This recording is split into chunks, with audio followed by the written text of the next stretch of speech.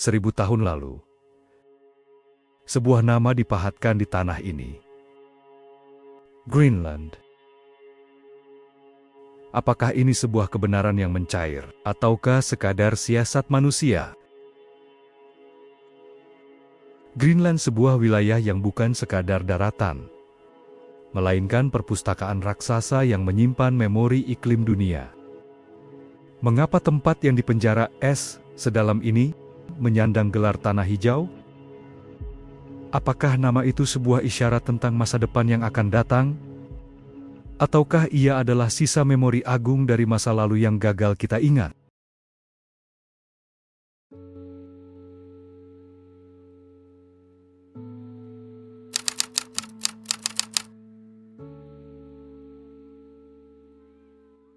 Keberadaan manusia di Greenland adalah bukti nyata dari kemampuan fleksibilitas manusia untuk beradaptasi. Kita melihat bagaimana migrasi Paleo-Inuit, terutama dari kebudayaan Sakak dan Dosit. Mereka adalah para perintis yang berhasil memecahkan teka-teki bertahan hidup di iklim Arktik yang keras. Mereka bukan hanya sekadar menetap, melainkan memahami pola pergerakan hewan Arktik, memanfaatkan material terbatas, dan dengan teknologi berburu yang sangat spesifik. Mereka mampu bertahan di salah satu iklim paling keras di bumi, jauh sebelum bangsa Eropa mengenal wilayah ini.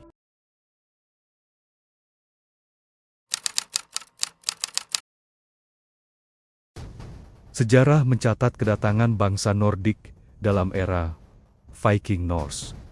Tokoh utamanya, Erik si Merah. Ia membelah samudra, menembus kabut antah berantah, hingga menemukan daratan raksasa ini. Ia menamainya Greenland. Erik kemudian kembali ke Islandia, bukan membawa emas, melainkan membawa kata-kata yang memikat ribuan orang untuk berlayar menuju Greenland, mencari harapan yang sebenarnya terkubur di bawah kepungan es. Kita tahu, Erik dengan mimpi besarnya menjual cerita bahwa daratan ini adalah tempat yang layak untuk dihuni. Dengan menamakan daratan ini Greenland, ia menarik minat orang-orang Islandia agar mau berpindah ke wilayah baru tersebut. Namun apabila kita melihat dari data paleoklimatologi, saat itu wilayah tersebut memang berada dalam periode yang sedikit lebih hangat atau lebih dikenal sebagai Medieval Warm Period, abad pertengahan hangat, di mana wilayah pesisir Greenland mungkin tampak lebih ramah dibandingkan saat ini, sehingga dianggap memiliki vegetasi yang cukup untuk peternakan.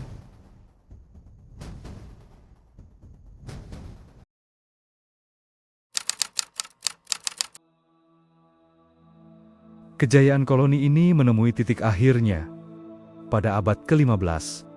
Hal ini menyisakan tanda tanya besar bagi para sejarawan. Mengapa koloni yang sudah mapan selama ratusan tahun tiba-tiba lenyap? Hilangnya mereka bukanlah tanpa sebab. Pada zaman itu terjadi perubahan variabel lingkungan yang drastis, dikenal sebagai Little Ice Age, zaman es kecil. Peristiwa ini berdampak besar terhadap kegagalan ekonomi, karena terputusnya jalur perdagangan dengan Eropa, serta penurunan suhu global yang drastis ini pun membuat pertanian dan peternakan mereka tidak lagi dapat menopang kehidupan. Kegagalan untuk mengubah metode bertahan hidup inilah yang menyebabkan koloni mereka menghilang, menyisakan reruntuhan gereja batu sebagai saksi bisu di tengah dinginnya Greenland.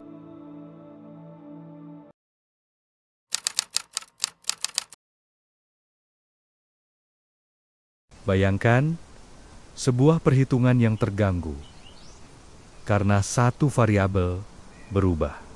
Itulah yang terjadi pada koloni Viking.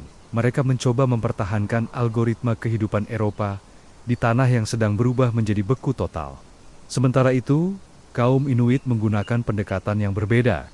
Mereka tidak melawan alam dengan peternakan, melainkan mengikuti arus perubahan dengan teknologi perburuan laut yang fleksibel. Di sini kita belajar bahwa dalam sains maupun sejarah, keberlangsungan hidup ditentukan oleh kemampuan kita untuk menyelaraskan diri dengan alam berdasarkan data dan fakta yang ada. Berikut perbandingan bagaimana bangsa Inuit dan Viking bertahan hidup di tanah Greenland pada masa itu. Jadi, apakah Greenland adalah sebuah tanah harapan atau sekadar siasat pemasaran eriksi merah? Mungkin jawabannya tersimpan di kedalaman es yang belum mencair. Namun satu hal yang dapat kita pelajari, Greenland bukan hanya sekadar daratan yang luas, melainkan sebuah ujian besar bagi kecerdasan manusia. Kita belajar bahwa sejarah bukan hanya tentang siapa yang paling kuat menaklukkan, melainkan siapa yang paling mampu mendengar bisikan alam. Ketika bangsa Norse mencoba memaksakan algoritma kehidupan Eropa di atas tanah yang membeku, kaum Inuit justru memilih untuk menari mengikuti irama es. Mereka membuktikan bahwa keberlangsungan hidup bukanlah tentang melawan variabel alam, melainkan tentang menyelaraskan diri dengan data yang diberikan oleh bumi. Greenland adalah pengingat abadi di hadapan perubahan iklim. Hanya mereka yang fleksibel yang akan tetap tegak, sementara yang kaku akan terkubur dalam sunyinya sejarah. Di sini kita melihat sebuah paradoks sejarah bahwa terkadang cara terbaik untuk menguasai sebuah wilayah adalah dengan tidak mencoba menguasainya sama sekali, melainkan dengan menjadi bagian dari napas alam itu sendiri. Terima kasih sudah menonton channel ini. Kita jumpa lagi dalam episode sejarah yang akan datang.